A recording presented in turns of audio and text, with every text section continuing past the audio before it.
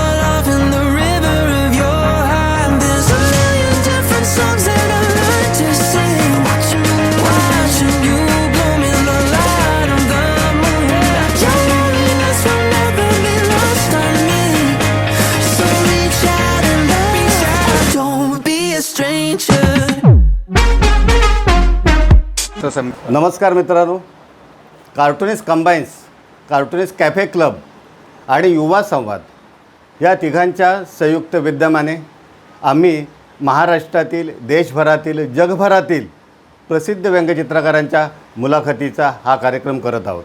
या अगोदर पुण्याला जाऊन आम्ही शीदा फडणीस, चारुहास पंडित, संजय मिस्त्री, विजय पराडकर यांच्या मुलाखती घेतल्या. त्यानंतर जगप्रसिद्ध व्यंगचित्रकार अभित सुरती यांची आज आपण इथे लाईव्ह मुलाखत घेणार आहोत. अभित सुरती यांची ओळख करून देण्याची गरज नाही, कारण धर्मयुग साप्ताहिकामध्ये 30 वर्ष सातत्याने कार्टून कोना डब्बूजी ही त्यांची मालिका व्यंगचित्र स्ट्रीप चालू होती. आणि भारतातील आज दिग्गज व्यंगचित्रकार किंवा चित्रकार किंवा अभिनेते त्यांची ती कार्टून कोना डब्बूजी ही व्यंगचित्र मालिकेची स्ट्रिप्स बघून लहानाचे मोठे झालेले आहेत.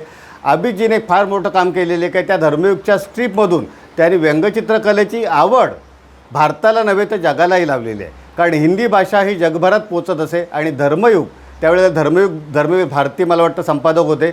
धर्मयुग हे त्यावेळेला प्रचंड पॉप्युलर, टाइम्स ऑफ इंडियाची त्यावेळेला प्रत्येक पब्लिकेशन प्रचंड पॉप्युलर होते. म्हणजे इलस्ट्रेटिव्ह वीकली आहे, पराग आहे, परागमधून सुद्धा अभितजीने फार मोठं काम केलेलं आहे. अभितजी हे वर्सटाईल व्यक्तिमत्व आहे आणि व्यंगचित्रकार हा ऑब्झर्वर असावा लागतो, व्यंगचित्रकार हा थिंकर असावा लागतो. पण हे प्रत्येक व्यंगचित्रकारामध्ये गुण दिसतीलच असं नाही, पण अभित सुरती यांच्यामध्ये ते सगळे गुण दिसतात. अभितजी पेंटर आहेत, अभितजी स्क्रिप्ट रायटर आहेत, अभितजी रायटर आहेत, अभितजी कार्टूनिस्ट आहेत आणि अभितजी एन्व्हायरमेंटिस्टसुद्धा आहेत. पर्यावरणावरती त्यांनी एवढं मोठं काम केलेलं आहे की त्याची आपण ह्या मुलाखतीदरम्यान ओळख करून देणार आहोत. राजश्री प्रोडक्शनने एक चित्रपट बनवला होता, कलाकार आय लव्ह यू.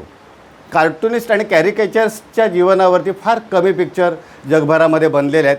जगभरामध्ये काही पिक्चरची नावं मी तुम्हाला सांगतो. त्याच्यामध्ये मिस्टर अँड मिसेस 55 हा पहिला गुरुदत्तने चित्रपट बनवला होता. त्याची नायिका होती मधुबाला आणि त्याचा हिरो होता गुरुदत्त. त्याच्यामध्ये मधुबाला एकदा गुरुदत्तला त्या चित्रपटामध्ये एक सीन आहे की आर यू कम्युनिस्ट, तेव्हा गुरुदत्त विचारतो not, I am not communist, I am a cartoonist. असा तो डायलॉग त्यावेळेला गाजला होता. आणि त्यामध्ये जी कार्टून्स आहेत ती बाळासाहेब ठाकरे आणि आर के लक्ष्मणचा हात त्याच्यामध्ये आहे, जो ड्रॉईंग करताना हात दाखवलेला आहे. त्यानंतर सैफ अली खानचा एक चित्रपट आला होता हम तुम, त्याच्यामध्ये तो कार्टूनिस्ट दाखवला होता. त्यानंतर राजश्री प्रोडक्शनने एक चित्रपट काढला होता, त्याच्यामध्ये जो हिरो होता तो कार्टूनिस्ट आणि कॅरिकेचर्स दाखवला होता, तुषार कपूर. त्याच्या प्रीमियरला तो कार्टूनिस्ट असल्यामुळे सूरज बडजात्याने आणि राजश्री प्रोडक्शनने एक फार मोठं चांगलं काम केलं होतं की महाराष्ट्रातील काही ठराविक कार्टूनिस्टना आमंत्रण दिलं होतं आणि त्यांचा सत्कार केला होता. त्याच्यामध्ये मी संजय मिस्त्री होतो, विकास सबनीस होते, अभित सुरती जे होते आणि प्रशांत कुलकर्णी. आमचा 4 जणांचं त्यावेळेला आमंत्रण दिलं होतं आम्हाला आणि आमचा सत्कार राजश्री प्रोडक्शनतर्फे, सूरज बडजात्यांच्यातर्फे, अमीन सायनींच्या तर्फे त्यावेळेला करण्यात आला होता. त्या कार्यक्रमाला, त्या प्रीमियर शोला महाराष्ट्रातील, जगातील मोठमोठे दिग्गज कलाकार उपस्थित होते. त्यामध्ये सितारा देवी होत्या.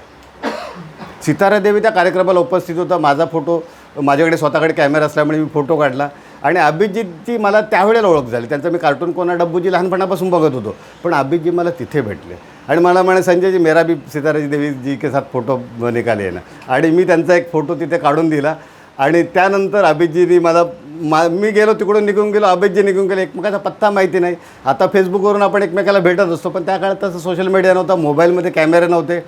आणि अभिजितजीने माझा फोन नंबर पत्ता शोधून काढला आणि मला फोन केला की संजयजी मेरा फोटो भेज दीजिए ना. आणि अभिजितचा आणि माझा मैत्रीचा सिलसिला हा सुरू झाला. अभिजितजी कलाकार, चित्रकार म्हटलं की त्याला पाण्याची गरज असते, ब्रश, पेंट करण्यासाठी. आणि कलाकार म्हटलं की त्याचा समाज जीवनाशी खूप जवळचा संबंध येतो. कलाकार हा थिंकर असतो. कलाकाराला समाजातील अडचणींवरती भाष्य करावं लागतं. आणि अभिजित हे खरोखरचे व्यंगचित्रकार आहे, बॉर्न कार्टुनिस्ट आहेत. आणि त्यामुळेच ते पाणी प्रश्नावरती काम करू शकतात. पाणी समस्या ही देशातील, जगातील फार मोठी समस्या आहे. एक एक थेंबाचं मोल असतं. एक एक पैशाचं जसं मोल असतं तसं एक एक पाण्याच्या थेंबाचं मोल असतं. आणि ते आपण कितीच ओळखतो, पण ते अभिजितने ओळखलं. आणि त्यांनी पाणी प्रश्नावरती कितीतरी फार मोठं काम केलेलं आहे. ते आपण नंतर त्यांच्याकडूनच जाणून घेणार आहोत. मी सांगण्यात काही अर्थ नाही, कारण ते स्वतः, त्यांना जी कळकळ आहे ती स्वतः त्यांच्या शब्दातून व्यक्त करतील. रेषा आणि भाषा या दोन्हीवरती प्रभुत्व असलेलं असं अभिजित सुरते अफलातून व्यक्तिमत्व आहे. आज आपला हा जो कार्यक्रम आहे तो कार्टूनच्या संबंधी कार्यक्रम आहे. त्यामुळे अभिजितचं कॅरिकेचर करूनच आपण या कार्यक्रमाची सुरुवात करूया. अभिजित, आपका मैं कैरिकेचर छोटा सा बनाने वाला हूँ, थोड़ा सा उधर देखिए, थोड़ा, बस बस बस.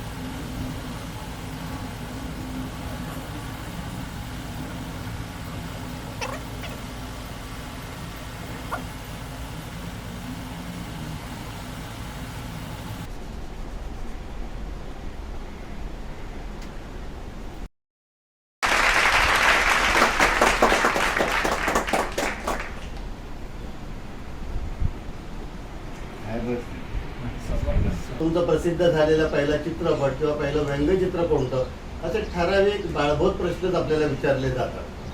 पण इथे आपण जे प्रश्न विचारणार आहोत अभिजितजींना ते जरा वेगळ्या ढंगाचे असणार आहेत, थोडे कॉन्ट्रोवर्शियली असतील, पण अभिजित व्यंगचित्रकार असल्यामुळे त्याची सराईतपणे उत्तरं देतील.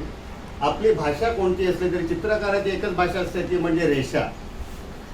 आणि चित्रकाराची रेषेची भाषा सगळ्यांना ती कळत असते, त्याच्यामुळे ती भाषेचं नंतर भाषा निर्माण होत असतो. अभिजितचं सगळं शिक्षण हे जेजे स्कूल ऑफ आर्टमधून झालेलं आहे. आणि त्यानंतर धर्मयुग साप्ताहिकामध्ये, विकलीमध्ये त्यांनी कार्टून कोना डब्बूजी ही मालिका अतिशय गाजवली.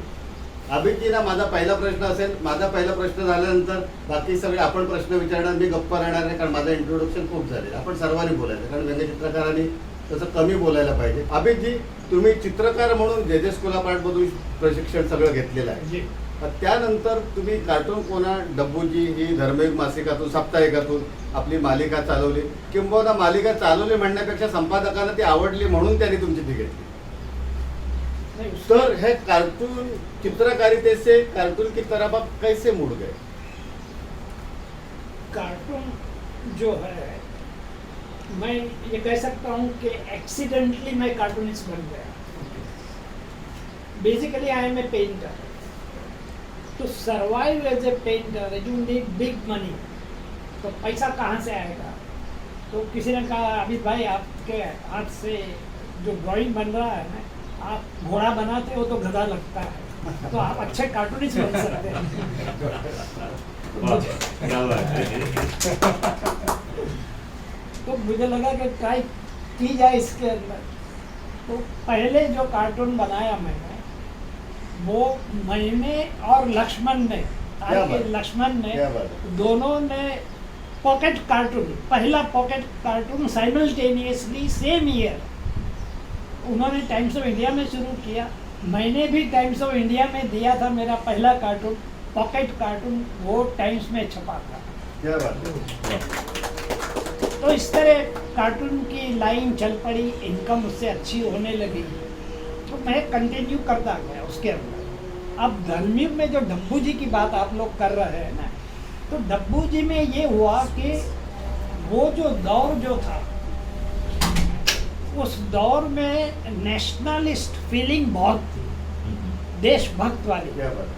आजकल की तरह वो फेक नहीं, क्या बात है। क्या असली क्या देशभक्त। बात, क्या बात है। बहुत बढ़िया। लोग ये सोचते थे कि भाई देश के लिए कुछ किया जाए, तो इस फील्ड में भी सोचा गया कि ये जो कार्टून्स है और कार्टून फीचर्स जैसे है, एनिमेशन फीचर्स, कॉमिक फीचर्स जो है, वो सारे विदेश से आ रहे हैं। हमारे कार्टून्स भी जो है, जैसे डब्बू जी जो आता था, तो उससे पहले मट एंड जेफ करके कॉमिक स्ट्रिप थी, वो भी विदेश की थी। तो डॉक्टर भारती जो आए एडिटर बन के, उन्होंने कहा ये सब बंद करो, इंडियन शुरू क्या करो। बात है। धर्मवीर भारती। धर्मवीर भारती धर्मयुग के संपादक बन के आए। ये करीबन 61-62 की बात है। वो आए और उन्होंने एक के बाद एक कार्टूनिस्टों को आजमाना शुरू किया, क्या बात है। जिसमें मारियो भी शामिल थे। तो मारियो का कार्टून जो है, उनका कार्टून कोना जो है, करीबन 4-6 महीने चला, नेगेटिव मैसेजेस आते रहे, तो बंद किया। फिर दूसरे कार्टूनिस्ट को लाए, तीसरे को लाए, कोई नवभारत टाइम्स में था, नाम भूल रहा हूँ मैं, कदम कदम नवभारत टाइम्स में हाँ, करते थे, हाँ। कदम। तो उनको भी लाए, वो भी 2-3 महीने चला। सारे के सारे कार्टूनिस्ट फेल हो गए। तो मैं तो लड़का था, यंग, कितनी उम्र होगी आपकी तब? 35 का जब क्या बात है। 35 से 45, 55, 25 से करीब। तो तब मैं वहाँ पराग में मेरी एंट्री हुई थी, और डॉक्टर चिंचू के कारनामे करके मैंने पहला फीचर दिया था। उसमें खूबी ये थी कि वो सिर्फ कार्टून नहीं थे, सिर्फ ह्यूमर नहीं था, उसके साथ बच्चों को साइंस भी सिखा रहा था। क्या बात है। साइंस के छोटे छोटे फॉर्मूलाज जो होते क्या हैं, बात, बहुत बढ़िया। वो ह्यूमरस ढंग से 2 पेज भर के एक स्टोरी बनती थी। मसलन छोटी सी एक कहानी बता रहा हूँ कि 2 बच्चे हैं, उसमें कैरेक्टर 2 बच्चे थे, और एक इनकी तरह बुजुर्ग थे, ऐसी ही दाढ़ी वाले। तो दोनों बच्चे जो है एक बार दौड़ते हुए आते हैं, अंकल अंकल ट्रेन की पटरी टूट गई। अब यहाँ से स्टोरी शुरू हुई 2 पेज की, और अंकल दौड़े उसके बच्चों के साथ में। बच्चों ने कहा देखो अंकल देखो पट्टी टूट गई है। और डॉक्टर साहब कहते हैं, वो कहते हैं, डॉक्टर चिंचू कहते हैं, कह रहे बेटा ये टूटी नहीं है, ये मौसम के हिसाब से ट्रेन की पटरी के बीच जगह रखी जाती है, ये साइंस का फॉर्मूला।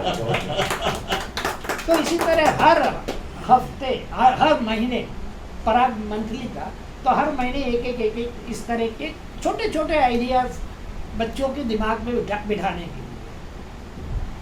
अच्छा, अभी डब्बू जी पर हम वापस आते हैं। तो डब्बू जी में सारे फेल हो गए, और डब्बू जी जो ओरिजिनल मैंने बनाया था उसका नाम था बटुक भाई। बटुक भाई नाम जो था वो गुजराती के लिए बनाया था मैंने। अब बटुक भाई यानी बौने, बौना मतलब क्या कहेंगे मराठी में, काय सांगणार? ठेंगू, गुटका। गुटका। हाँ, टिंगू। बौना, बौना, बौना। तो ये डब्बू जी गुजराती में शुरू हुआ, तो 3 हफ्ते के बाद में नेगेटिव लेटर आने शुरू हुए। जैसे यहाँ मारियो और इन लोगों की जो हालत हुई, वो हालत मेरी वहाँ हुई। तो मैंने एडिटर ने मुझे बुलाया, मुझसे कहा कि भी देखो सब नेगेटिव आपके आ रहे हैं डब्बू जी पर, बटुक भाई बौने भाई पर, तो अब कुछ और सोचो। मैंने कहा अभी शुरू किया है, अभी तो 1 महीना हुआ है, कम से कम 3 महीने तो आपको देने चाहिए। उनको भी समझ में आया कि भाई बात तो सच कह रहा है लड़का, तो फिर आगे बढ़ा। तो 2 महीने में तो इतने नेगेटिव लेटर आए कि मुझे पूछे बगैर ही बंद कर दिए। और तभी डॉक्टर धर्मवीर भारती का इनविटेशन आया, उनको मेरे चिंचू के चमत्कार जो छप रहा था वो बहुत पसंद था, तो उन्होंने कहा कि ये नया लड़का है, इससे क्या बात, इसको ट्राई करते हैं। क्या बात। और पहले हफ्ते से ही right from the first installment positive letter आने शुरू हो गए। अब ये हम कार्टूनिस्ट के लिए समझने की बात है सही, सही। कि क्यों गुजराती पाठकों ने एक्सेप्ट नहीं किया और हिंदी बेल्ट ने टोटली एक्सेप्ट कर लिया। तो इसकी वजह क्या हो सकती जो आज तक मेरे दिमाग में बैठी नहीं। मैं बीच में बोलूँ क्या जी। अभी जी क्या है, बोलूँ साउथ में कार्टून का संबंध मेरे टैलेंट से ज़्यादा आता है। जैसे अभी जी खुद राइटर है, स्क्रिप्ट राइटर है, पेंटर है, मतलब क्रिएटिव है। कार्टून का संबंध ना ब्रेन से आता है। अगर आदमी ब्रिलियंट होगा तो ही कार्टूनिस्ट बन सकता है, नहीं तो खाली चित्रकार बन सकता है। अभिजय ने चित्रकारी का कोर्स किया, फिर भी कार्टून, क्योंकि अभिजय ने जैसे बताया कि हिंदी में नहीं लोगों ने समझा, गुजरात में नहीं समझा। उसका कारण मुझे ये लगता है कि साउथ में कार्टूनिस्ट बहुत ज़्यादा है। जैसे केरला में है, तमिलनाडु में, जो इंडिया के जो बड़े बड़े कार्टूनिस्ट आर के लक्ष्मण हो, के.आर. नारायणन हो, ये सब साउथ के हैं। और ऊपर जैसे हम जाते हैं ना, वैसे कार्टूनिस्ट या ह्यूमर कम होते जाते दिखता है। वो कर्नाटक ओनली गुजरात में तजुर्बा हुआ और नॉर्थ में तो 4 लाख का सर्कुलेशन सर्कुलेशन। और एक कॉपी जो आती थी धर्मयुग की वो पूरा गांव पढ़ता था। गाँव तो पढ़ता रीडरशिप क्या हो, सही रीडरशिप क्या हो? इलस्ट्रेटेड वीकली धर्मयुग की रीडरशिप क्या थी? बहुत बहुत जबरदस्त रीडरशिप थी। गांव-गांव में धर्मयुग पहुंचता वो जैसे अभी सोशल मीडिया का माहौल है, वैसे वो न्यूज प्रिंट मीडिया का माहौल था। और उस समय पे जो संपादक होते थे, जैसे राइटर होते थे, कार्टूनिस्ट होते, वो मूल रूप से साहित्यिक होते थे। जैसे अभी धर्मवीर भारती में साहित्यिक थे, बड़े बड़े साहित्यिक थे। जैसे मेरे ख्याल से उनके बुक का अनावरण अमिताभ जी ने किया था। उनसे भी उनका रिश्ता अच्छा था। वो गांव वाले थे, इलाहाबाद के थे। तो अमिताभ जी के साथ भी आपका मैंने फोटो देखा है वो एक प्रोग्राम में। अमिताभ भी आपसे प्यार करते हैं बहुत। और आपको मेरे ख्याल से हिंदी बेल्ट ने नहीं, सिर्फ हिंदी बेल्ट ने नहीं, पूरे जैसे चंदा मामा के जो चित्रकार थे, शंकर और चित्रा, उनको पूरी दुनिया जानती थी। और इंडिया में वो फेमस थे, चित्रा और शंकर जो चंदा मामा में पिक्चर निकालते थे। वैसे धर्मयुग में जो कुछ आता था ना, तो धर्मयुग भारती के नज़र से गया है, मतलब वो ग्रेट ही होगा। तो अभिजीत जी का कॉलम भी बहुत सालों तक था और बहुत ब्रिलियंट था। तो अभिजीत जी को भी एक रीडरशिप मिल गई, बहुत बड़ी रीडरशिप। उनके फैंस बहुत बन गए। जैसे मैं गांव में था तो मैंने देखा है कि गांव में जब भी मैं जाता था मई की छुट्टी में, तो बच्चे जो लाइब्रेरी में जाते ना, घर में खोल के ना फिर पहले कार्टून पढ़ना डब्बू जी देखते। ये मैंने देखा है। मुझे फैन जो मिल रहे हैं, हाँ अभी मतलब आज भी मैं जाता हूँ हाँ और जो फैन मिलते हैं तो उनकी बातें सुनकर तो दिमाग कभी सोचा ही नहीं था कि ये इतने हद तक जाएगा। एक पटना में मेरा प्रोग्राम था, तो 4 दिन का प्रोग्राम था। प्रोग्राम करने के बाद मैं एयरपोर्ट जा रहा था बम्बई आने के लिए, तो कार में जा रहा था और एक पाठक का फोन आया, रीडर का, और डब्बू जी का। वो पागल था, सर आपसे मिलना है। मैंने कहा भाई मैं 4 दिन तक गया था, सारे मीडिया में नगाड़े पीटे गए और अब मैं एयरपोर्ट जा, नहीं सर आपसे मिले बगैर तो मैं रह नहीं सकूंगा, ये मुझे बड़ा अफसोस होगा, ये होगा, रोने धोने लगा। तो मैंने कहा एक काम करो, तुम एयरपोर्ट के गेट पर आ जाओ, तो वहाँ 2 मिनट आपसे बात करो, फिर मैं अंदर चला जाऊँगा। वो बड़ा खुश हो गया। अच्छा, अब मैं एयरपोर्ट पहुँचा गेट के पास, तो वहाँ एक बनिया जो हमारे यहाँ कालबा देवी बनिया कैसे होती है, वो पोथी लेकर वो खड़ा हुआ। मैंने कहा यही मेरा पाठक हो सकता है, सूट बूट वाला नहीं। अच्छा, मैं गया उसके सामने, तो वो ऐसे देख रहा मुझे कि जैसे श्री राम प्रकट हुए। उसके समझ में नहीं आ रहा था कि क्या क्या करूं क्या मतलब। करूं? और सडनली मेरे चरणों में गिर पड़ा वो। अरे क्या बात। अच्छा, और मेरे से उम्र उसकी डबल थी। अरे क्या बात। हाँ, मुझे बड़ा ये झटका। मैंने कहा अरे भाई साहब क्या कर रहे हैं आप तो। और फिर वहीं एक मुंडेर कहते हैं जो साइड में एयरपोर्ट के बाहर, वहाँ हम बैठे 2 मिनट बात करने के लिए। मैंने कहा कि ये पोथी में क्या है, तो बोले इसमें 1 साल के डब्बू जी हैं क्या बात है, वाह। और पूरे 30 साल की 30 फाइलें मेरे पास है। ये सैंपल आपके लिए लाया। मैंने कहा कि भैया, मैंने ही बनाया मुझे। मैंने कहा भैया गर्मी बंद हो गया, जमाना बदल गया, हाँ, हाँ। ये कब तक ये डब्बू जी लेकर घूमते रहोगे। तो बड़ा नाराज हो गया। आप क्या बात कर रहे हैं सर, आपको नहीं मालूम कि मैं दमा या अस्थमा का मरीज हूँ मैं, और जब मुझ पर अटैक आता है मैं गोली नहीं खाता, क्या बात है। मैं डब्बू जी खोल के बैठ जाता क्या हूँ। बात। ये दिस इज द बिगेस्ट क्या कॉम्प्लीमेंट, बात है, क्या बात है। इसलिए मुझे याद रहेगा ये मैंने काटा आ गया। हाँ। Laughter is the best medicine. ये लेकिन ये अनुभव हकीकत है। राइट। प्रैक्टिकल। हाँ, और फ्रेजिस, अभी की फ्रेजिस, कहावतें, ये सब जो बनती है अनुभव से ही तो बनती है ना। Right right. तो मेरे ख्याल से ये कहावत भी आपके अनुभव से ही बनी होगी। वो जमाने कोई अभी सुनते होंगे, वो जमाने में क्या कोई प्राचीन काल में डब्बू कार्टून कोना डब्बी जो हो सकता है, बिल्कुल सब कहानियाँ या फ्रेजेस सब अनुभव से बनती है ना। अभी जो को मैं एक सवाल पूछता हूँ कि कलाकार को ना जो अपने एक्सप्रेस करना होता है, वो अंदर से जो कुछ होता है ना, वो एक्सप्रेशन बाहर निकलता है। जैसे छोटा बच्चा अंदर कुछ उसके घट रहे हैं ना, वो दीवार के ऊपर वो पिक्चराइज करता है, या स्लेट के ऊपर या नोटबुक के ऊपर जो कुछ खराब लाइन है, वो अंदर कुछ चल रहा होता है उसके अंदर। वैसे हर कलाकार के अंदर जो कुछ होता है ना, वो उसके पेंटिंग में आ जाता है, उसके कार्टून में आ जाता है। राइट। मैं इसलिए पूछता हूँ कि कार्टून में करियर करना, एज ए पेंटर करियर करना, ये बहादुरी का काम है क्या?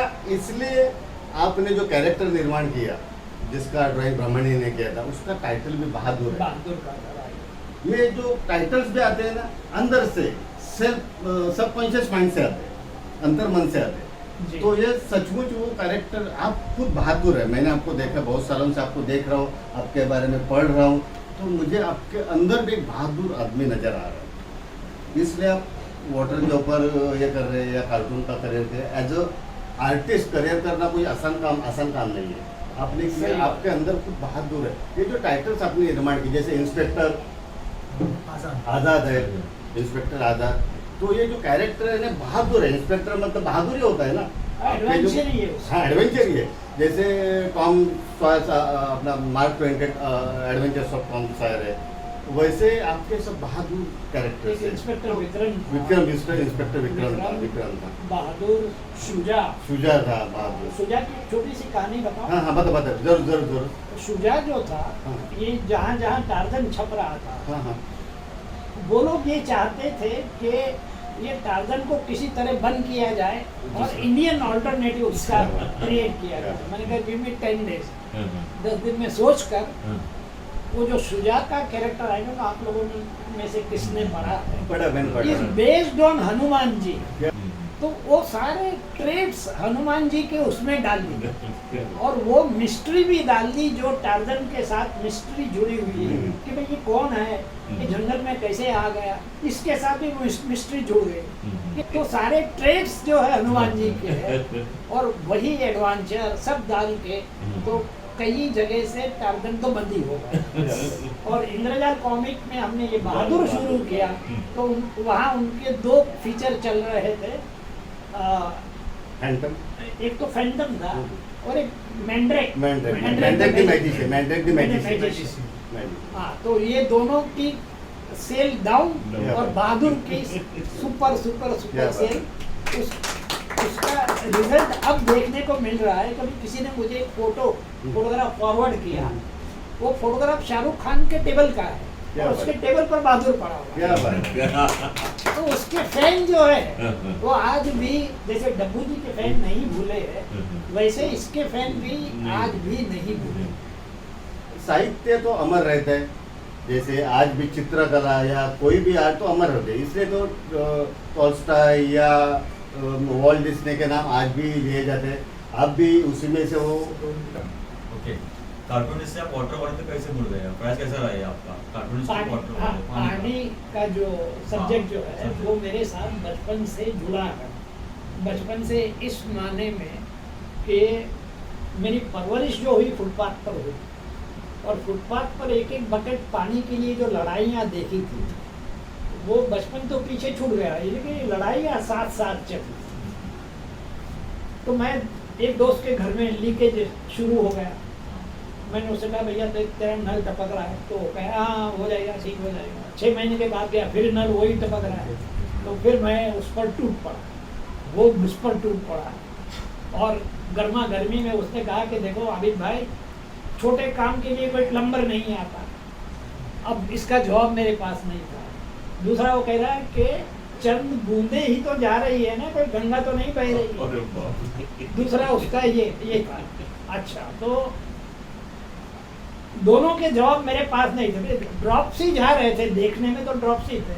तो एक अखबार में आर्टिकल आया, आर्टिकल में लिखा था, गणित मैथमेटिक्स लगाया था उसने, और उसमें दिया था कि 1 सेकंड में एक ड्रॉप, एक बूंद टपकती है, ज़ाया होती है, तो 1 महीने में 1000 लीटर पानी goes down the drain, gutter में बह जाता है। ऐसा झटका लगा, मैंने कहा कोई 1000 लीटर, एक लीटर की 1000 बोतलें पानी में कोई डाल रहा है, गटर में डाल रहा है पानी की बोतल। ये फीलिंग जो हुई, तो साथ में आइडिया भी आ गया कि बड़ा आसान काम है। ये साले कमीने जितने भी मेरे दोस्त हैं, ये सुधरने वाले नहीं है, कोई प्लम्बर को बुलाने वाला नहीं है।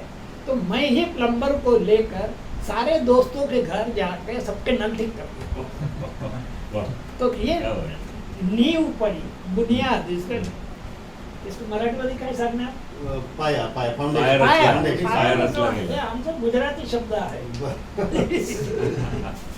तो उसकी नींव जो पड़ी, ये इससे पड़ी, और करने के बाद मुझे इतनी शांति मिली, जो अंदर की पीड़ा जो थी वो काफी शांत हो गई।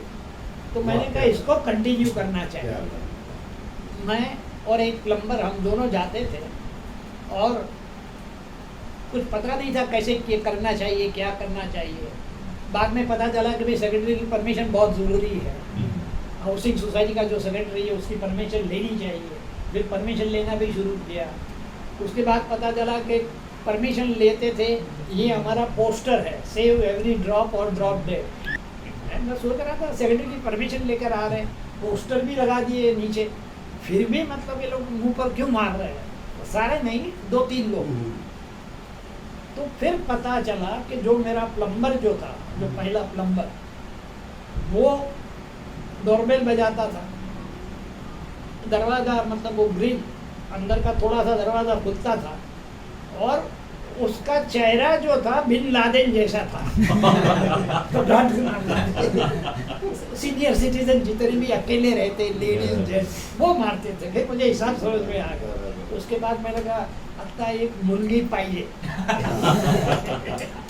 अब वो लड़की जो डोरबेल बजाती है, वो जरा सा दरवाजा खुलता है, she gives a broad smile, दरवाजा खुल जा सिम सिम। तो इस तरह कहने का मतलब ये कि जो भी काम आप करेंगे उसमें प्रॉब्लम तो आते रहेंगे, उस प्रॉब्लम को सॉल्व करके आगे बढ़ना है, रुकना नहीं है। अभी जो हमारा ड्रॉपलेट फाउंडेशन लॉकडाउन की वजह से कहाँ एंट्री नहीं, घर में कौन घुसने देगा, बिल्डिंग में ही नहीं घुसने दे रहे, यानी इतना सख्त हो गया कर्फ्यू और ये वो। तो अब मैं क्या करूँ, हाथ पे हाथ धर के बैठा रहा। तो फिर मैंने आइडिया लड़ाया कि जितनी भी मीरा रोड की टॉयलेट्स है, वहाँ तो किसी को कोई एतराज़ नहीं है, तो सारी टॉयलेट हम लोगों ने हर संडे को एक टॉयलेट पकड़ते थे।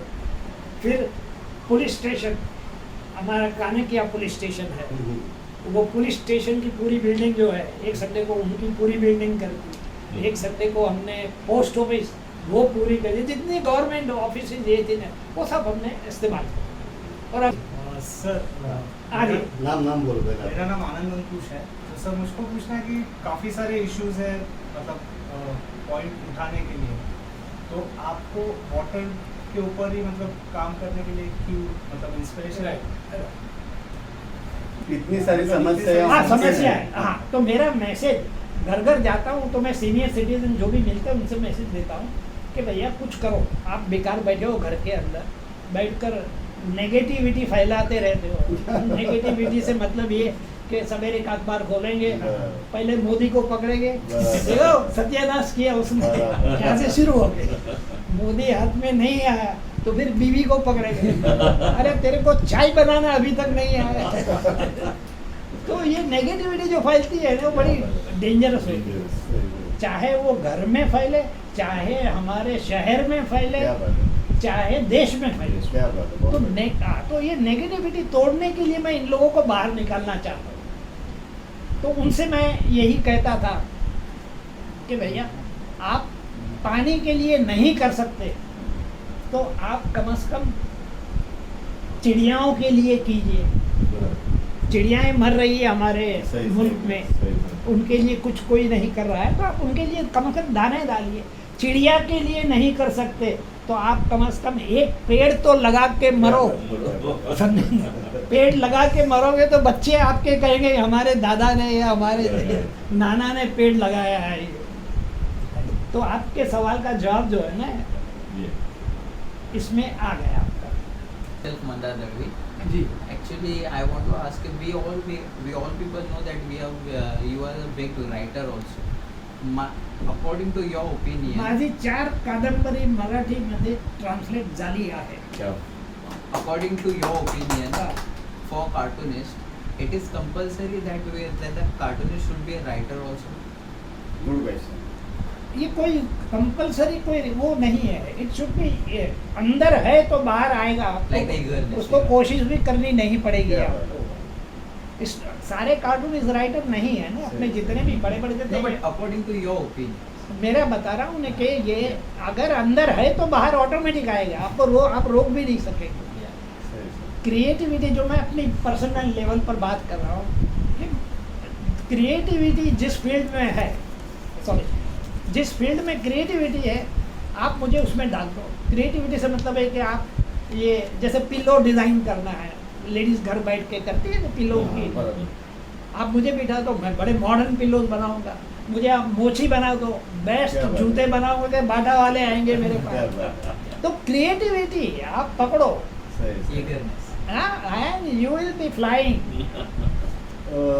अभी जी मैं बीच में एक सवाल पूछता हूँ। जी आजकल के जो युवा जनरेशन है जैसे ये लोग हैं जी। वो ग्राफिक डिजाइनर बनना चाहते हैं या बन गए, वो मुझे हमेशा पूछते हैं कि सर कैरेक्टर डिजाइनिंग कैसे करने का, कैरेक्टर डिजाइनिंग के लिए क्या जरूरत है। आपने तो बहुत सारे कैरेक्टर डिजाइन किए, जैसे कार्टून कॉर्नर डब्बू जी है, बहादुर है, इंस्पेक्टर है और सब सारे। और अभी रिसेंटली मैंने आपकी सूफी नॉवेल भी पढ़ी। अच्छा, सूफी और इधर आने के पहले मैंने 1 महीना पहले कुछ अच्छा वो पढ़ी वो मैंने, वो डोंगरी में आप रहते तो वो सब उधर का माहौल है सही, सब। सही। और टाइटल भी बहुत बढ़िया है। सूफी वर्ड सुनेगा ना तो ही अंदर दिल में एक ऐसी अलग भावना तैयार होती है, मन ऐसे पवित्र बन जाता है सूफी शब्द सुनने से। तो वो जो आपकी जो भावना है अंदर, जो आपको एक कलाकार ऐसे तड़पता है अंदर हमेशा, तो उसके लिए जो कलाकार बनने के लिए ना, जैसे कोई भी जैसे कुछ बनने के लिए आपको कुछ ना कुछ करना पड़ता है, मतलब गुरु करना पड़ता है। तो अपने राइटर बनने के लिए कौन सा गुरु किया और कार्टूनिस्ट बनने के लिए आपका गुरु कौन है, किसका देख के आपको ऐसा लगे कि मैं ये बनूं। जैसे दिलीप कुमार का देख को अमिताभ आपको लगा कि मैं बनूं, धर्मेंद्र का लगा मैं भी ऐसा एक्टर बनूं। आपको कौन सा राइटर पढ़ के आपको लगा कि मैंने राइटर बनना चाहिए मुझे, जैसे मैंने हाँ उसके बारे में थोड़ा बताइए। राइटिंग का ये है कि बचपन से मैं बड़ा वैसे तो परवरिश फुटपाथ पर हुई, गरीबी बहुत थी, लेकिन मेरी ज़िंदगी में 3 लोग आए। हाँ, मैं जब बच्चा था यानी कि 7-8 साल का, तब की बात है। तो 3 लोग ऐसे आए ज़िंदगी में, जिसमें से एक क्रिएटिव फोटोग्राफर था जो इलस्ट्रेटेड वीकली में काम करता था। नाम क्या होगा? RJ चीनवाला, ये फ्रीलांसर उस दौर में बड़ा फेमस था। तो इलस्ट्रेटेड वीकली में उसके फोटोग्राफ छपते थे और कई जगह छपते थे, लेकिन ये मुझे याद है। दूसरे थे यूसुफ ढाला करके, कोई बहुत बड़े पेंटर नहीं थे लेकिन वेरी गुड पेंटर। और बड़े बड़े कैनवासेस बनाते थे और मिनिएचर सब्जेक्ट लेकर, अच्छा जो मुगल पीरियड का मिनिएचर, कैसे हमारे मिनिएचर का मतलब होता है छोटी साइज के, तो वो बड़ी बड़ी साइज के मिनिएचर बनाता था। और तीसरा था बंदा, उसका नाम था मुश्ताक जलील, वो बॉलीवुड राइटर था। ये तीनों एक जगह इकट्ठा होते थे, मिलते थे, एक जगह बैठते थे। जब उनके पास जगह नहीं थी तो ये अपने फोटोग्राफर जो था वो बहुत अमीर था, तो उसने इन दोनों के पास रहने के लिए जगह नहीं थी, किस्मत आजमाने के लिए आए हुए थे बम्बई में, तो इन लोगों को अपने घर में जगह दी, बहुत बड़ा फ्लैट था उसका, तो जगह दी। तो तीनों जो थे वो डोंगरी में रहते थे। तो मेरी लिंक ऐसे बनी कि मेरे बगल में क्लास में जो लड़का मेरे पास बैठता था वो देखता था कि मैं कुछ स्क्रिबल करते रहता हूँ, तो वो कहता था ये क्या बनाता है छोटा छोटा इतना इतना, अरे हमारे पड़ोस में तो वो पेंटर है और इतने बड़े बनाता है। अरे मैंने कहा इतना बड़ा कैसे हो सकता है, हमने तो कागज ही देखा था ये। तो एक रोज मुझे ले गया, तो वहाँ गया तो वो तीनों जो थे इतने खुश हुए कि भाई कोई इतना बच्चा जो है मतलब इस एज में कि इतने इंटरेस्ट के साथ मैं आया हूँ देखने के लिए।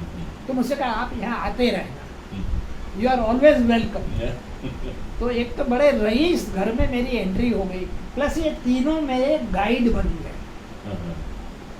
पहले जो था जे में एडमिशन लेने के लिए कोई कंपल्सन नहीं था कि भाई आप कॉलेज की डिग्री लेकर आओ, ये आजकल जो जितना सख्त है, तब तो ये था कि भाई आपने 2-4 किताबें पढ़ी है, 4th 5th रेड कारपेट बिछ जाती है, कोई जाता ही नहीं था, ऐसी हालत थी वहाँ।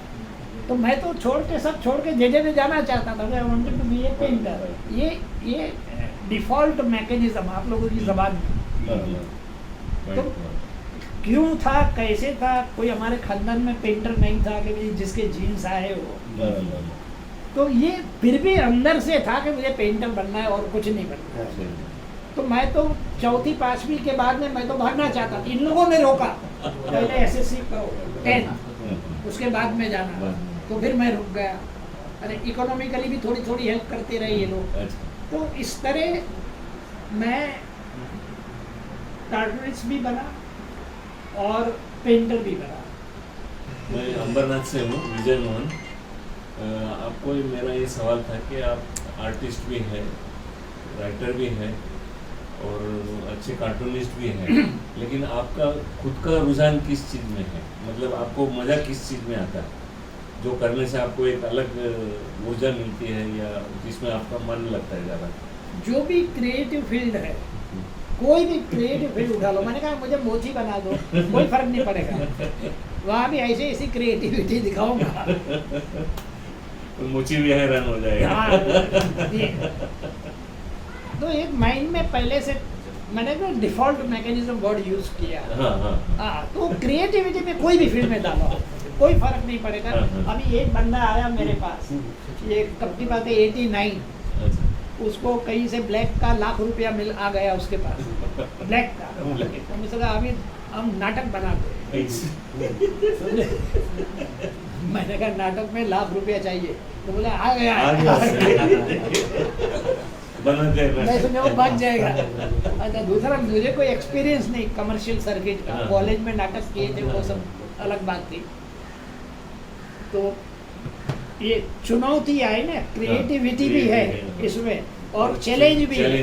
तो मैंने कहा डन। और अच्छा, और तब भी 89-90 की बात है, तब भी जो है ओरिजिनल प्लेस बहुत कम थे। हिंदी वाले मराठी से लेते थे, मराठी वाले कई इंग्लिश से लेते थे। तो इस तरह सारे वो जो चल रहे थे करंट, इसमें थोड़ी स्टडी करनी पड़ती है हमको कि भाई इस फील्ड में जब लगानी है तो plus first you know it. तो पता चला कि ओरिजिनल है ही नहीं, बड़ी मुश्किल से कोई इक्का दुक्का मिल गया, ये उसके बड़े ओरिजिनल होते थे तुम्हारे। और उसके प्ले में मिस नहीं करता, बराबर। मराठी में देखने जाता था। और एक और लेडी थी, एक शून्य बाजीराव जिसने हाँ, बनाई। बराबर, बराबर। मी नवेश आचार्य आचार्य। तो प्ले के नाम मुझे याद बराबर है। बराबर सही तो मैंने भी कहा आई विल राइट, ये ओरिजिनल राइटर था, Original। हाँ, ये हिस्टोरिकल नहीं था। तो मैंने कहा मैं भी ओरिजिनल लिखूंगा, तो मैंने लिखा राधे राधे हम सब आधे, वो पोस्टर है नाटक का। उसमें मैसेज ये लिया कि हैंडीकेप लोग जो होते हैं तो हम उसकी और ज़रा थोड़ी नीची नज़र से देखते हैं बराबर कि भाई वो तो अधूरा है अधूरा। या उसकी दया खाएंगे हम। बराबर। तो मैसेज उसमें ये था कि भाई उसकी दया मत खाओ, अपनी खुद की खाओ, तुम भी अधूरे हो। वो तो है ही है, लेकिन तुम्हारे पास हाथ पैर होने के बावजूद तुम भी अधूरे। इनकम्प्लीट हो। और पूरी कॉमेडी, हिलेरियस कॉमेडी लेकर क्या बात है, वो play super hit, super duper hit, क्या बात पहला डायरेक्शन, फर्स्ट टाइम। देखो ये क्रिएटिविटी आई, क्रिएटिविटी आप जो कह रहे हो, क्रिएटिविटी आई तो मैंने चैलेंज एक्सेप्ट कर ली। अच्छा, और करके बताया। प्ले के 50 शो हुए वाह और उसमें से 25-30 पृथ्वी थिएटर हुए, वाह क्या बात। क्या बात जहाँ एंट्री नहीं मिल रही नहीं थी। मिल रही। इस तरह मतलब जो भी चैलेंजिंग हो और क्रिएटिविटी से जुड़ा हुआ हो। अब आप बिजनेस प्रपोजल लेकर आओगे तो मैं क्या भैया नमस्कार, ये हमारे बस का नहीं। सही बात। उस जमाने में अभी जैसे आपने कहा ना, उस जमाने बहुत सारे जो ड्रामा या फिल्में बनती थी वो ट्रांसलेटेड ही बनती थी। जैसे Right. जॉर्ज बर्नर्ड शॉ के माय पिग्मैन के ऊपर से, माय पिग्मैन के ऊपर से मनपसंद पिक्चर देवानंद ने बहुत कई बनाए, अभी उसके तक बाद बन रही है। हाँ अभी तक। और उसके बाद हमारे ख्याल से गुजराती में दामू जवेरी ने संतू रंगीली बनाया संतू था। रंगीली, और राइट। उसी के ऊपर से पुला देशपांडे ने ती फुलरानी बनाया था। हाँ, जो वो भी तो मतलब फुलरानी पर से गुजराती गुजराती में में संतू रंगीली बनाया हाँ। दामू जवेरी। लेकिन हमारे इधर ऐसा एक ना कंट्रोवर्सी हो गया था कि दामू जवेरी के स्क्रिप्ट से पुला देशपांडे ने बनाया। नहीं, ऐसा नहीं, नहीं था एक्चुअली, नहीं, लेकिन ऐसा कंट्रोवर्सी हो गया था अच्छा, अच्छा, मराठी ये में। बात। एक वीकली लोक प्रभाकर की वीकली है ना, अच्छा। उन्होंने ये कंट्रोवर्सी किया था कि पुला देशपांडे का जो स्क्रिप्ट है ना वो किसी और का स्क्रिप्ट, लेकिन पुला देशपांडे ओरिजिनल है। हाँ, वो original, ओरिजिनल no पुला doubt। देशपांडे ओरिजिनल है। जैसे अमलदार उनका एक मराठी ड्रामा है, हाँ, तो जी। इट्स ऑल योर जनाब ऐसा कुछ मोलियर का ड्रामे ने उसी के ऊपर से ऐसा कुछ लिया, ऐसा उनके ऊपर आरोप भी हो गया था। लेकिन ये होता है, लेकिन कलाकार तो कुछ बेसिकली आइडियाज मिल सकते हैं, आइडिया मिल जाते हैं। आप इंस्पायर हो Inspire हो सकते सकते हैं, कहीं ना कहीं से आप inspire जैसे हो सकते हैं। लैला मजनू से सही, रोमी सही। एंड जूलियट रोमी, इंस्पायर, सही, सही, लेकिन सही। ये नहीं कि लैला मजनू ने से सही कॉपी सही की। कॉपी का सही सही बात। तो कॉपी करने की जरूरत भी नहीं कि दुनिया में ऐसे जी। बहुत सारे सब्जेक्ट्स है कि Subject जो पढ़े। बहुत सारे सब्जेक्ट पढ़े। हाँ, दूसरा सवाल। सर मेरा नाम निखिल गायकवाड़। मेरा क्वेश्चन है कि आप एक कार्टूनिस्ट थे और वो टाइम पे आप एक पॉपुलर कार्टूनिस्ट थे, बट इंद्रजाल जो आपका कॉमिक्स है, हाँ, comics। ओके, तो उस कॉमिक्स में आपने सिर्फ एज अ राइटर का रोल किया। आपके जो बहादुर या बहुत सही सवाल, समझ गए। बहादुर या इंस्पेक्टर आज़ाद, वो आपने कैरेक्टर नहीं डिजाइन की, right। सिर्फ आपने राइटर का रोल किया, तो उसकी वजह क्या है? वो उसकी वजह बता रहा हूँ कि मेरे पास उतना टाइम नहीं था कि सब कुछ मैं करूँ। सिंपल, अगर मैं ये करने बैठता हूँ तो मतलब सारा टाइम उसी में चला जाएगा, फिर मैं डब्बू जी नहीं कर पाऊंगा। तो डब्बू जी मैं कंप्लीट करता, वो ये आइडिया, इलस्ट्रेशन सब मेरा रहता था। लेकिन बाकी जो थे, अच्छा इसमें भी एक इंटरेस्टिंग बात ये बता रहा हूँ कॉमिक्स के अंदर। आप चित्रकार हो तो आपको तो बड़ा काम आने वाला है ये, कि कॉमिक्स मुझे एडवांटेज क्या मिला, कॉमिक्स मेरे पॉपुलर क्यों हुए। तो एक तो मेरी ट्रेनिंग मुश्ताक जलीली, वो फिल्म स्क्रिप्ट राइटिंग, वो फिल्म का राइटर था बॉलीवुड का, तो उससे वो स्क्रिप्ट राइटिंग समझ में आई कि भाई फिल्म की स्क्रिप्ट कैसे लिखे जाती है। मैंने मेरा कैरियर शुरू किया था तो एक दोस्त मुझे मिल गया बॉलीवुड का, तो वो भी टपोरी था, टपोरी या हमारी मुंबई की जगह, वो भी कुछ फिल्म लाइन में काम कर रहा था। तो मुझसे कहा कि देखो अभी कहीं भी तुम जाओगे जॉब के लिए तो फिर तुम कॉलेज कैसे अटेंड करोगे, तो बेस्ट वे उसने कहा ये है कि तुम फिल्म लाइन में आ जाओ।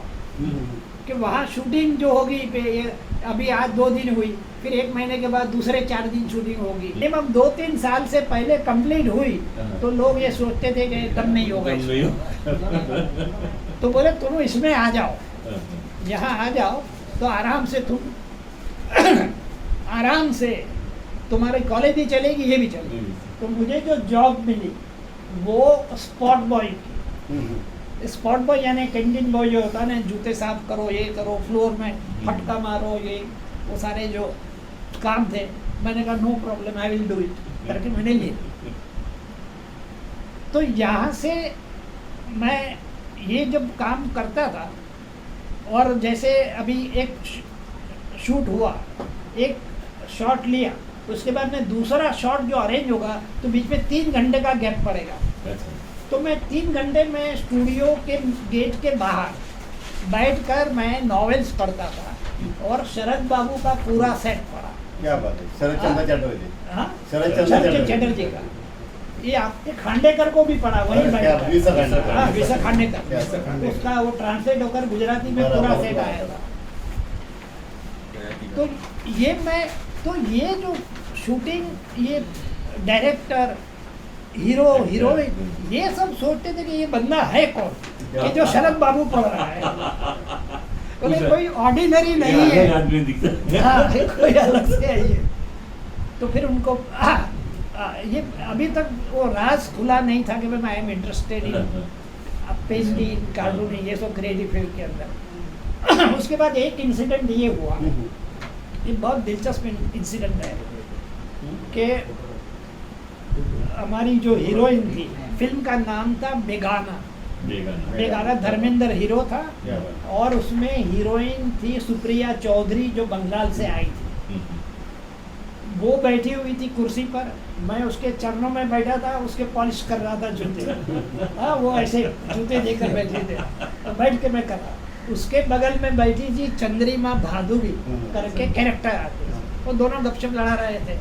और चंद्रिमा जो थी वो कहानी भी देख रही थी, धर्मिक उसके हाथ में था, तो कहानी वो पढ़ भी रही थी और कही यार बहुत बढ़िया कहानी है। कौन, कोई आबिद सुरती नाम का कोई लड़का है। तो बोले आबिद सुरती ये तो नहीं है। और उसे जूते खींच दे। तो यहाँ से मेरा प्रमोशन हो गया।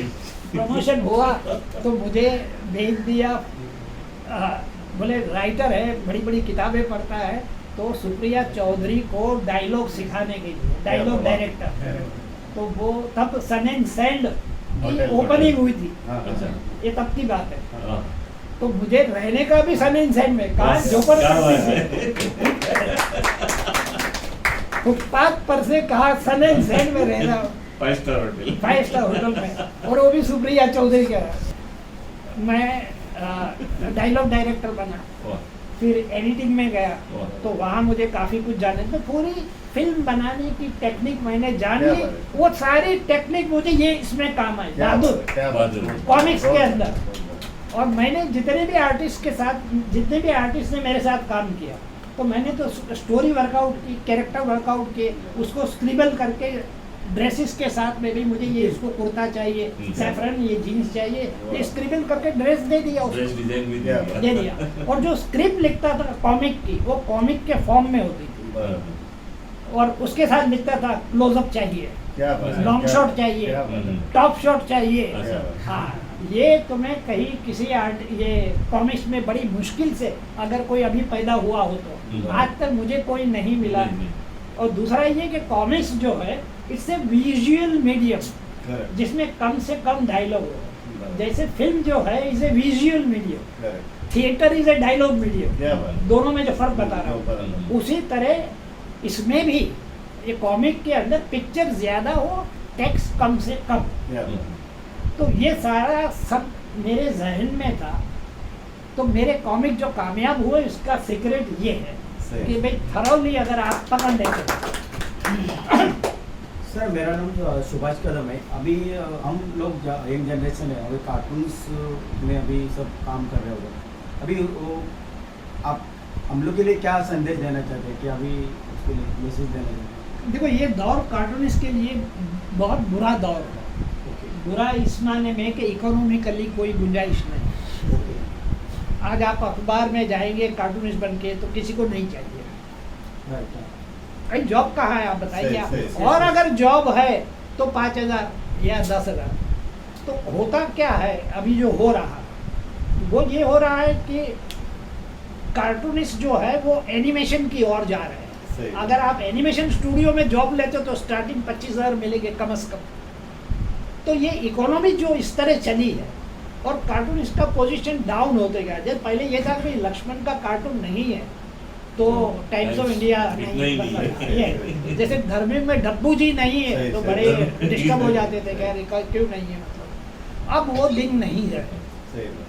तो वक्त बदलता है बदल तो गया। सब कुछ बदलता है। लेकिन मेरा कहना ये है कि आप लोग वही करें जिसमें आपको खुशी मिलती क्या है। बात, क्या बात। बहुत बढ़िया। अगर आपको कार्टूनिंग में खुशी मिलती है तो कार्टूनिंग में कुछ करो, कुछ नया करो। Yes sir. ये मेरा मैसेज है। और पैसे कमाने के लिए कुछ और धंधा करो, क्या बात। कुछ भी पान बीड़ी की दुकान खोल लो, कुछ भी करो, लेकिन जो आपका दिल कहता है वो सेंट्रल फोकस वही काम हो। क्वेश्चन था आरके लक्ष्मण और आपका जो करियर है वो मतलब एट ए टाइम स्टार्ट हुआ, बट आज अगर आप देखा जाए तो आरके लक्ष्मण को आज पूरा इंडिया नहीं जानता है। और जी। अभी खूबसूरती ये नाम है वो ज़्यादा आगे नहीं आया है, मतलब इतना ग्लैमर नहीं हुआ जितना आरके लक्ष्मण का नाम है। ओके। तो इसकी क्या वो वजह कि अभी खूबसूरती ये नाम कम पॉपुलर हुआ? कम पॉपुलर होने की वजह ये है कि वो अंग्रेजी में था। आज अंग्रेजों की वैल्यू आज भी है। क्योंकि आपका आर्टिकल अपने सामना में छपा तो नहीं वैल्यू है, ठीक है भाई आया है, टाइम्स ऑफ इंडिया में आया तो हंगामा है। तो वो सही बात। मानसिकता जो है हमारी करेक्ट। वो अभी तक गई नहीं। लेकिन ये जो आप कह रहे हैं ना कि वो मुझे नहीं मिला जो मिलना चाहिए था, डिजिटल युग में मिल गया। डिजिटल युग के अंदर आज मेरे कार्टून जो है, अच्छा कार्टून्स के कलेक्शन छपे हैं डब्बू जी के, NB नेशनल बुक ट्रस्ट ने छापे हैं और करीबन 20 लाख कॉपी बेच चुके हैं और वर्ल्ड ओवर कार्टून जा रहे थे। तो जो लक्ष्मण को ये नहीं मिला ना डिजिटल से, जरा पहले नहीं लेकिन बाद बीच से निकल गया वो। मेरा ख्याल है कि निखिल गायकवाड़ के सवाल से हर आदमी ना अपनी अपनी जगह पे श्रेष्ठ होता है। जैसे कोई राजा की सीमा बड़ी होती है, कोई राजा की सीमा छोटी होती है। इसका मतलब ये नहीं होता है कि राजा नहीं होता है, वो राजा होता है। विष्णुदेव भी अपने राज्य के राजा थे, चाहे उनकी सीमा छोटी होंगी। Lakshman as compared to Lakshman, लेकिन लक्ष्मण की सीमा डेविड लो से छोटी थी, डेविड लो उनसे बड़े थे, डेविड उनके गुरु थे। इसका मतलब सब हीरोइन थे। वैजंती माला कम खूबसूरत थी और हेमा मालिनी ज़्यादा, ऐसा नहीं होता है। हर आदमी अपनी अपनी जगह पे श्रेष्ठ ही होता है, ऐसा मेरा मानना है। तो नहीं, सही बात है। अभी सुरती जी का एक अपना खुद का एक जमाना था और मैंने देखा है अपने हर कलाकार का होता है। दिलीप कुमार का, अमिताभ का था या मिथुन चक्रवर्ती का, जितेंद्र का था। हर आदमी का एक फैन होता है, फैन सर्कल होता है। अभी सुरती का जमाना मैंने देखा है। हम अभी ये प्रोग्राम ख़त्म करने की तरफ जा रहे हैं। कला का तो कभी ख़त्म होता नहीं है, लेकिन अपने को समय की एक सीमा होती है, कहाँ पे भी रुकना होता है। और ऐसा होना चाहिए कि अभी सुरती हमको भगाए उसके पहले हमको रुकना है। सर एक आखिरी हाँ, सवाल, एक आखिरी सवाल। किताबें लिखी है तीनों, उनका कुछ नाम बताएंगे आप प्लीज? तो मराठी चालेल ना, मराठी हिंदी ज्या मराठी भाषेत. वासक सज्जा करके अच्छा, वासक अरविंद करके एक है, या महेंद्र का ही प्रकाशक है। अच्छा, उसने 2-3 किताबें छापी, उंदीर आणि माणूस। मंदिर आणि हाँ, मंदिर. एक ये है और एक ही वासक सज्जा करके अच्छा, दो ये दो भाईंदर के हाँ, प्रकाश. महेंद्र से अच्छा. और किताबें अभी मेरी पेंगुइन छाप रहा है। पेंगुइन, अच्छा, अभी तो अभी प्रकाशित नहीं मेरी हुई. नहीं 2 हो गई है, 2 आ अच्छा, चुकी आ है। चुकी. एक जो इन्होंने कहा ना सूफी, हाँ, हाँ. उसकी सूफी बहुत बड़ी। इसी अच्छा. उसकी टैगलाइन है Sufi the invisible man of the underworld. अच्छा, ये उसका है। और दूसरी अभी जो लास्ट मंथ आई है हाँ, हाँ. वो रेड लाइट एरिया पर है। अच्छा, तो अच्छा, बहुत अच्छा. तो दोस्तों ये ऐसा लग रहा है कि ये मुलाकात कभी ख़त्म ना हो, खत्म। लेकिन कहाँ ना कहाँ आपको रुकना ही होता है। कोई हिस्ट्री हो, कोई सफ़र हो, वो कहाँ ना कहाँ आपको ख़त्म करना होता है। हर चीज़ की एक एक्सपायरी डेट होती है, एक समय की भी एक्सपायरी डेट होते हैं। और अभी जी हमको भगाए यहाँ से भाई, उनका दूसरा अगला 6 बजे दूसरा एक ऑनलाइन प्रोग्राम है। तो बोले तो ऐसे बोल कहीं ना कहीं चुप, बोले तो ऐसे बोल कोई ना कहीं चुप, बैठे तो ऐसे बैठ के कोई ना कहीं वो। तो कलाकार की अपनी एक रेशा भाषा होती है और भाषा की भी एक ताकत होती है। इसलिए अभी सुरती जी ने रेशा और भाषा दोनों का एक अच्छी तरह से इस्तेमाल किया है।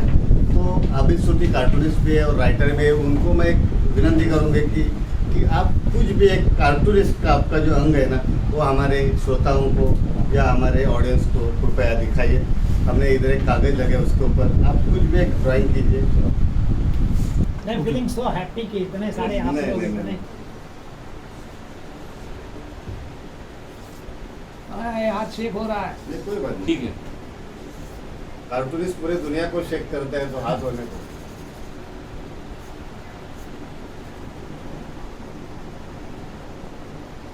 ये शेक होने से स्टाइल नया लग रहा है। हाँ नहीं, ठीक नहीं, कोई है, बात नहीं। डिजिटल स्टाइल लगेगा हाँ। शायद।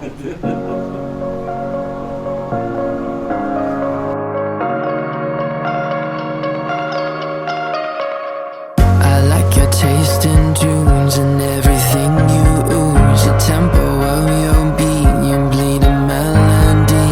No one can control that old time rock and roll. No rule of gravity. And hey, can I follow you back to your room, watching you bloom in the light of the moon? Can I follow you back to your arms, wash it all off in the river of your heart? There's a million different songs that I've learned to sing, watching you bloom in the light of the moon. You're only क्या बात है। Beautiful. Nitin पटापट photo करता है।